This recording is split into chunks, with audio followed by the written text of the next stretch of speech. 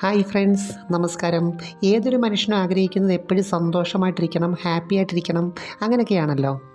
ഇപ്പോൾ സുന്ദരമായിട്ടുള്ള ഏത് കാഴ്ച കണ്ടാലും നമുക്കൊരു സന്തോഷം തോന്നാറുണ്ട്, ഒരു പ്രത്യേക ഊർജം തോന്നാറുണ്ട്.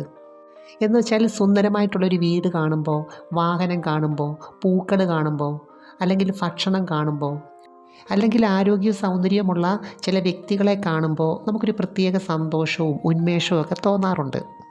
അപ്പം നമുക്ക് എന്തിനോടെങ്കിലും തോന്നുന്ന ഇഷ്ടങ്ങളാണ് ഈ ആകർഷണം ഉണ്ടാക്കി തരുന്നത്. അപ്പം ഞാൻ ഇന്ന് പറയുന്നത് എന്തുകൊണ്ടാണ് ലൈംഗികതയിൽ നിതംബത്തിന് ഇത്രയധികം പ്രാധാന്യം വരുന്നത്, അതിനെക്കുറിച്ചാണ്. അതിനു മുമ്പ് ഈ ചാനൽ നിങ്ങൾ ആദ്യമായിട്ട് കാണുവാണെങ്കിൽ ഒന്ന് ലൈക്ക് ചെയ്യണം, സബ്സ്ക്രൈബ് ചെയ്യണം, ഷെയർ ചെയ്യണം കേട്ടോ. അപ്പോൾ ഈ ആകർഷണം എന്ന് പറയുമ്പോൾ ഓരോ കാര്യത്തിനും അതിൻ്റേതായിട്ടുള്ള മാനദണ്ഡങ്ങളുണ്ട്. ഈ ഒരു വിഷയത്തിൽ സ്ത്രീ മനസ്സും പുരുഷ മനസ്സും പ്രവർത്തിക്കുന്നത് രണ്ട് രീതിയിലാണ്. എന്ന് വെച്ചാൽ ഇവിടെ ഒരു കൂട്ടരും മറ്റൊരു കൂട്ടരെ കാണുന്ന കാഴ്ചപ്പാടുണ്ടല്ലോ, അത് വ്യത്യസ്തമാണ്. അപ്പോൾ ഈ ഒരു പ്രക്രിയ ആരോഗ്യപരമായിട്ട് ചെയ്യണമെങ്കിൽ കുറേ കാര്യങ്ങൾ ആവശ്യമാണ്. പലരുടെയും വിചാരം എപ്പോൾ വേണമെങ്കിലും എങ്ങനെ വേണമെങ്കിലും ഇത് വളരെ ഈസിയായിട്ട് നടക്കുന്നൊരു പ്രോസസ്സിംഗ് ആണെന്നാണ്. എന്നാൽ അങ്ങനെയല്ല. പുരുഷന്മാരെ സംബന്ധിച്ച് മനസ്സും ബ്രെയിനും നെർവസ് സിസ്റ്റവും എല്ലാം കൂടെ ആരോഗ്യകരമായിട്ട് പ്രവർത്തിച്ചെങ്കിലേ ഇത് സാധ്യമാകത്തുള്ളൂ. അപ്പം നമുക്കൊരു കാര്യം ഇഷ്ടമുണ്ടെങ്കിൽ മാത്രമേ ആഗ്രഹമുള്ളൂ, ആകർഷണമുള്ളൂ, അതുമായിട്ട് ബന്ധപ്പെട്ട കാര്യങ്ങൾ ചെയ്യാൻ പറ്റത്തുള്ളൂ. അപ്പോൾ പുരുഷനെ സംബന്ധിച്ച് കുറേ സങ്കല്പങ്ങൾ ഇതുമായിട്ട് കണക്റ്റ് ചെയ്ത് വേണം.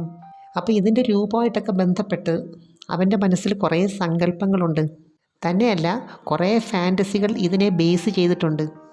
കാലാകാലങ്ങളിൽ നമ്മൾ കണ്ടും കേട്ടും ഒക്കെ വരുന്ന സങ്കല്പങ്ങളാണിതെല്ലാം. ചില സമയങ്ങളിൽ ഇത് സ്ത്രീകൾക്കും അവരുടെ സൗന്ദര്യത്തിനൊരു ആത്മവിശ്വാസം ഉണ്ടാക്കി കൊടുക്കാറുണ്ട്. യഥാർത്ഥത്തിൽ ഇത് നല്ല രീതിയിലാണെങ്കിൽ ഒരു പക്വത വന്നതിൻ്റെ ലക്ഷണമുണ്ട്. ആരോഗ്യത്തിൻ്റെ, സമ്പന്നതയുടെ, ഐശ്വര്യത്തിൻ്റെ ഒക്കെ ലക്ഷണമുണ്ട്.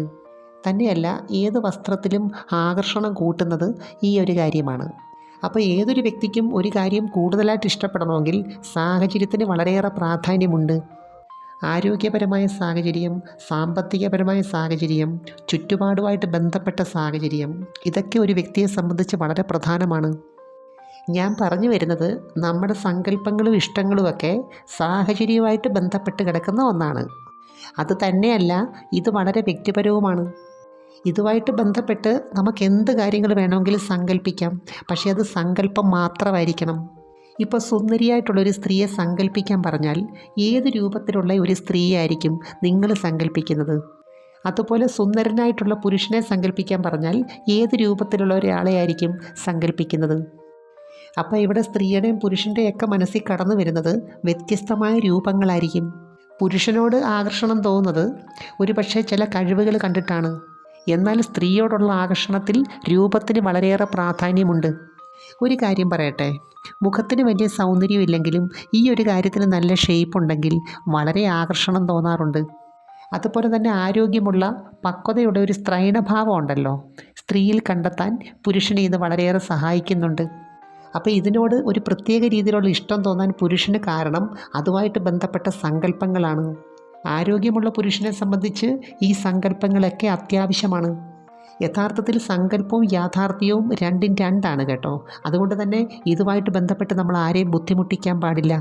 എല്ലാവർക്കും അവരുടേതായിട്ടുള്ള സൗന്ദര്യമുണ്ട്. അതുപോലെ പല പൊസിഷനുകളിലും ഇതിൻ്റെ രൂപമൊക്കെ അവനെ ഒരുപാട് സഹായിക്കുന്നുണ്ട്. ഇനി തിരിച്ചൊന്ന് ചിന്തിച്ച് നോക്കിക്കേ, ഇങ്ങനെയുള്ള ഇഷ്ടങ്ങളും ആകർഷണവും സങ്കല്പവും ഒന്നും ഇല്ലെങ്കിൽ എന്തായിരിക്കും അവസ്ഥ? അപ്പോൾ ഇതിനോടൊന്നല്ല, ഏത് കാര്യത്തിനോടുമുള്ള പോസിറ്റീവായ ഒരു ഇഷ്ടമുണ്ടല്ലോ, അതങ്ങനെ തന്നെ നിൽക്കട്ടെ. ഇപ്പോൾ ഒരു പുരുഷന് സ്ത്രീയോട് കൂടുതലായിട്ടുള്ള ഇഷ്ടം തോന്നുന്നെങ്കിൽ അതിൻ്റെ പിന്നിലൊരു കാരണമുണ്ട്.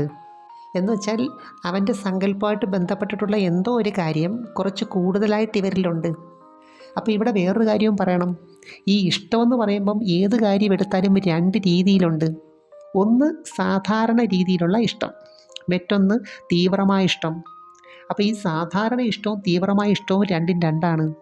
ഇതൊക്കെ തന്നെ നമുക്ക് സ്വയം ടെസ്റ്റ് ചെയ്ത് നോക്കാവുന്നതേ ഉള്ളൂ. സാധാരണ ഇഷ്ടമുള്ള ആരോടാണ്, തീവ്രമായ ഇഷ്ടം ആരോടാണ്, അല്ലെ എന്തിനോടാണ്? ഇതിനൊക്കെ അനുസരിച്ചായിരിക്കും നമ്മുടെ ജീവിതം സന്തോഷകരമായിട്ട് മാറുന്നതും ബോറടി ഇല്ലാതെ മാറുന്നതും ആരോഗ്യകരമായിട്ട് മാറുന്നതും എല്ലാം തന്നെ. എനിവേ, നമുക്ക് മറ്റൊരു വീഡിയോയുമായി വീണ്ടും കാണാം. അപ്പോൾ ചാനൽ സബ്സ്ക്രൈബ് ചെയ്യാൻ മറക്കരുത്, ലൈക്ക് ചെയ്യണം. പിന്നെ അയക്കാൻ പറ്റുന്നവർക്കൊന്ന് അയച്ചു കൊടുത്തോ കേട്ടോ. Thanks for watching. See you next time. By.